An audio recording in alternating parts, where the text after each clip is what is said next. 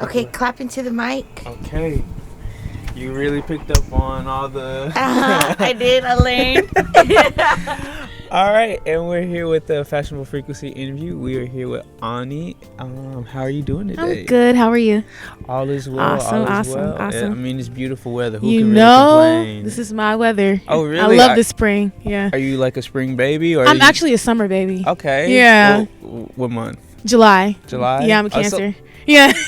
I'm not really into horoscopes. So and like, astrology and stuff like that? No. Could you tell me a little bit more about a Cancer, like the characteristics and what that... Well, it's a lot that goes into astrology. Like you got your rising sign, your moon, and then your birth sign. Well, I'm a Cancer, so we're sensitive, analytical, moody. We can be very, very moody sometimes, but we're very like loving and caring and nurturing creatures, you know, hard on the outside, soft on the inside, you know. Cancer is a crab sign, so that's me in a nutshell. Okay. Yeah. Interesting. Yeah. Interesting. I guess to kind of transition into your musical journey, does that have any I guess placement in terms of like how you approach your art? You know what I'm saying? Are you very like emotional to the art of making music? It analytical is. And all that? Very much so. Very much so. That's why it probably takes it takes me a very long time to drop, because I am very like I could do that better, or I don't know how I feel about this anymore, like you like yeah. So walk me through that process of when you're creating, right? Like, what are you looking for? What are the sounds? Whether it's like you're singing, like what inspires you every single time you... The melody. 808s. I just go based off of a feeling. It's a feeling, like... I feel like we should cut. That's what I was just thinking. Yeah. I feel like it got really loud. The ice cream truck. No, for real.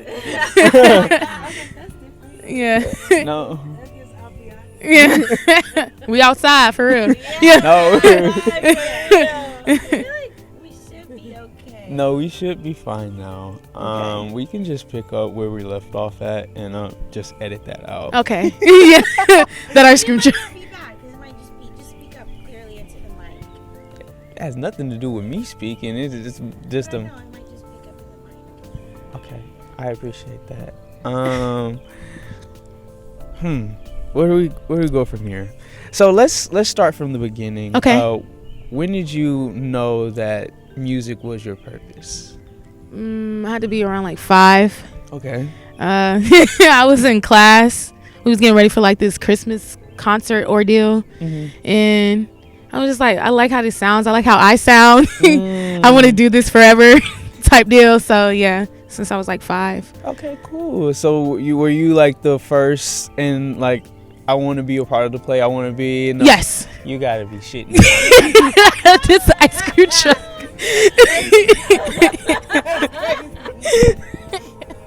And it got louder too. I apologize for this. Good. You're good. Yeah. I mean, I can't control that, so. You know, right? It's just that time. It's about that time. It's not even that time. It really isn't. Funny bloopers.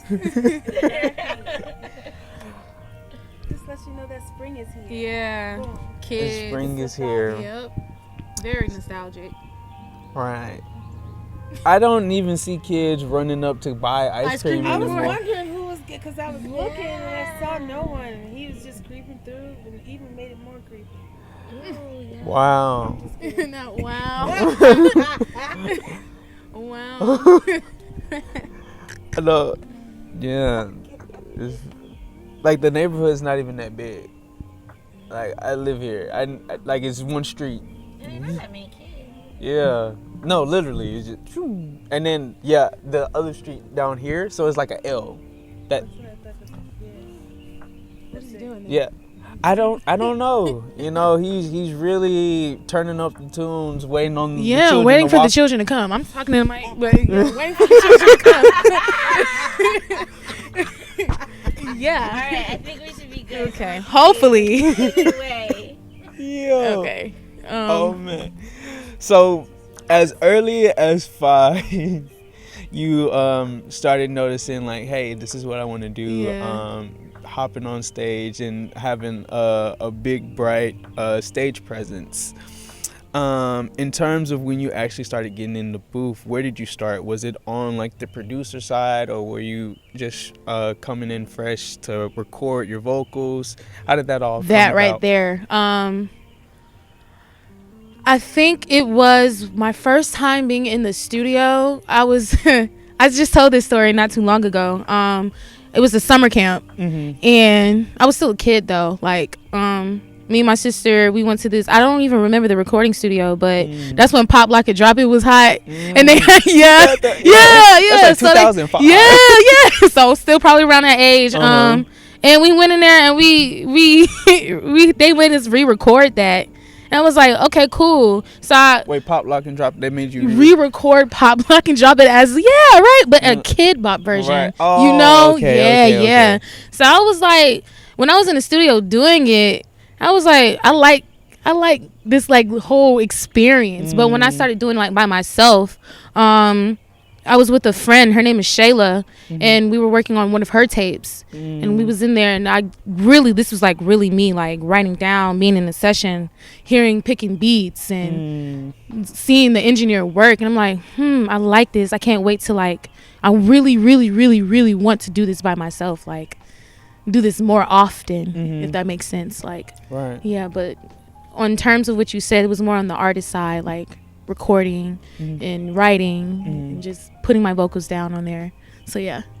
And every time you have a studio session, it's all like pre-written, or are there times where you kind of freestyle and ad-lib it? All of the above. Okay. All of the above. I would prefer to have my stuff written when I go into the studio, because it makes it quicker and I can focus more on the polishing side of it, the mixing side of it. But like, freestyling is fun. Like, if I'm just, if it's like a vibe session. You feel it in the moment type of thing. Yeah. But I love like going in there, already having my stuff prepared, so I can just get in, feel it out, hear how it sounds, and hurry up and get it out to the masses. No, Yeah. absolutely, Yeah. absolutely. And when did you drop your first song or first project? My first project would have to be Fusion. I was 15. Okay. But my first solo project, Thank You, just dropped like 2 weeks ago. It's my first single by myself, and yeah. Oh, awesome. Yeah. Awesome. So I can't wait to see you perform it live at Fashionable Frequency. Yeah. If I recall correctly, it wasn't too long ago that you just had a performance at the Underground, right? Yes. So how was that experience? That experience is really dope. Like, Where was it again? well, it wasn't, my first performance was at the Underground. Love at the Underground actually took place somewhere around Garnett. It's like a big, I don't know the specific name of the place it was, but it was like a cool little, still kind of underground-ish feel to it, which I really appreciate, because I still consider myself like an underground artist. That makes sense. So it just coincides and just flows with my persona and the type of music that I make, if that makes sense. So yeah. Gotcha. So if you could describe your persona or your style in 3 words, what would that be? Laid back, effortless, and, okay. Yeah. And one more word. Chill. Chillax. Yeah. So let's try something fun. If you could say like maybe a celebrity or somebody you know personally who that would be your target audience of like, this music is for you, who would that be? No Name. The whole TDE, Dreamville-esque, Ari Lennox, SZA. Who else? Lucky Day, all that jazz. Yeah, somewhere around there. Okay. And would you also say that some of these artists have a little bit of inspiration into your sound? Of course. Yeah. Who are like your top 3 inspirations in terms of like musical background? I would have to say Shaka Khan, SZA. Okay. One more, Summer Walker. Summer Walker. Hey, Yeah. man, shout out to that. Yeah, you know, gotta represent. Hey, yeah. Are you from Atlanta? Originally, I was born in Orlando, but I was Okay. raised in Atlanta, so I guess I can claim being from Atlanta. If you Been went here to my middle whole school life. here, Yeah. you from Elementary school, Yeah. middle and high. no? So yeah. No. Where'd you go to high school? I actually went to Tri-Cities. I was in a magnet program. Where you recorded Fusion? Yes, it Okay. is where I recorded Fusion. Some of it. Walk me through that. Like, were you going to the studio like around there? Or? So basically how Fusion happened was so I was in a magnet program with one of my friends. His name is Adagio. He plays the piano. He's really, really fire. And I have some piano skills as well. So I was just playing like this little chord. And he was like, oh, I like that. Like, come on, hop on the song with me. I was like, okay, for sure. So we started off doing it in the chorus room. And then we had a show one day. And he was like, come on, I need you to finish this. So we was in the hallway, like in the cubby Right of, before the show. yes. In the hallway, like right behind like this door. And he was like, and he had this little pop filter and a microphone. And I was just, and he was like, okay, come on. And then he was telling everybody like, shh, be quiet. We gotta get this done. Yeah. We gotta get this done. You gotta bring the studio with you. Exactly. Now it was a different experience too. Do you still have too. like the studio on the go with you like to this day? Yes. So Thankful Yes. was just like anytime you had some type of inspiration, it's like boom, I need to record this right now. Yes. Awesome. No, that's super dope. And you say you're very meticulous with how you go about just making music as a whole. Are you also behind the scenes and like the engineering yourself and all that? Yes, I am. I do play a part in my engineering. I mean, I have my own personal engineer that I work with close to, but I'm still on his neck. Like, nah, fix this. Put some reverb on that. Take some of this off. Like, yes, I am behind the scenes, heavy. Right. So, and you said it seems like you're a bit of a perfectionist, right? I am. So, what was that moment where you knew that Thankful was polished and ready for the masses? I knew Thank You was ready. Oh, thank you. My bad. No, it's okay. Thank You was ready for the masses. Because it's so many takes of Thank You. Like, I probably did Thank You over like 10 times. I probably knew like it was ready. When was it? It had to be. We was in the studio until like 8 o'clock in the morning. Like we was in there from. Wait, I was about to say. Hold on. Like we was in there from like 9 o'clock that night to 8 o'clock in the morning, just working. 13 hours. Yes, just working.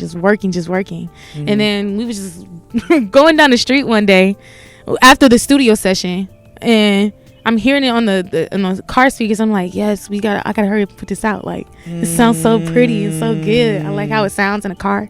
I like how it just makes me feel the sun was rising too. It was like it was a crazy experience. I don't know. It was a crazy experience. Like being in the studio, watching the sun come up, and then it was a perfect moment because it was like I'm so thankful for this opportunity to be here, to experience this, to do this. So like, and I want everybody to hear this as well. So come on, let's just push this out here.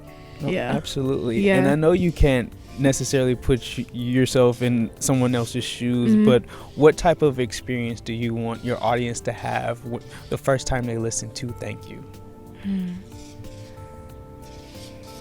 Warm. Like,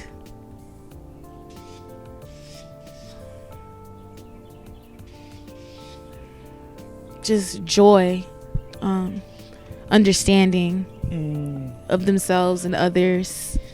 Just warm. That's all I can think of. Is just I want you to feel warm, comforted. Yeah. Yeah. Oh, absolutely. Yeah. Let's go back into like your performance and things of that nature. because Ahni at the end of the day is sort of like a character, right? Very much so. So when you're putting on an ensemble for any performance, what is usually like the call to action? Like, I have to wear this piece, or you know what I'm saying? Like, what really goes through that process? What you mean? What you mean? Like, when you're getting ready for a performance, like, okay, I got Fashionable Frequency next Friday, right? Yeah. What do I want to wear? Like, how do you go about Yeah. getting ready for that performance? Like, oh, I need to coordinate. You know, I don't know. Like, what's the vibe? Like, what's the vibe? You know. That's a great question. I think the thing is, I gotta have like one piece that stands out. And I think that's like every show that I've had, it was like one thing that stood out. Like my last show, my shoes was something that stood out the most because it had texture to it. I love loud colors, if that makes sense. My jewelry has to stand out as well. I think I go with hairstyles as well. So my outfit has to coincide with how my hair is gonna look, as if that makes sense. From head to toe. Yeah, literally, It's from head to toe. It's a whole ensemble. Just one piece got to stand out to me that catches your eye. Like, ooh, I like that. I like her shoes. Ooh, I like her shirt. Like, even with your outfit today, it's like little hints of yellow that complements the whole entire outfit. Can we go into the breakdown of your outfit? What you got on today? This was really last minute. This is not what I thought I was gonna wear when I came here. So I got my Sublime shirt. Walmart, not sponsored. So I love the sun. The sun has always been like my thing. I love the sun. So I always have to have some, even with my jewelry. Like, this is not the only sun piece that I have. I have multiple sun pieces. So we got the Sublime shirt with the little red. I got the little jewelry to insinuate the red in it. You know, the Chucks, All Stars. All the colors are matching. You know, I try to be coordinated. I think I got that from my mom. She likes to coordinate stuff with her colors and stuff. I feel like it's a little bit of OCD, and it translates not from just fashion, but even within how you work with your music. Yeah. Yes. Yes. Okay, therapist, but yeah. No. But yeah, it is OCD-ish. Okay. I'm very particular about certain things, and I have to see it through, you know. What would be one piece of advice to somebody who might have some sense of like perfectionism, but is an artist or a creative and doesn't put their work out? What would you say to them? Let it go. Let it flow. Be yourself. Take your time.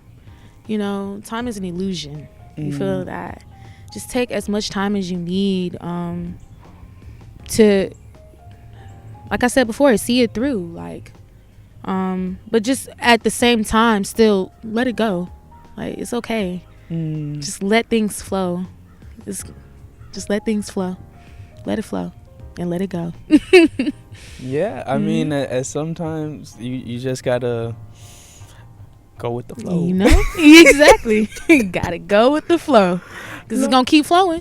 With or without you. No, time does not stop for no man. Exactly. No, 100%. Oh man, this is a great conversation. Yes. Oh man, I'm so glad we were able to do this again. Yeah. Yeah. Oh man, is there any last comments or advice do you want to give to the people? Love on yourself. Be yourself. And have fun. Have fun with this shit. Just have fun. So yeah. And where can the people find you?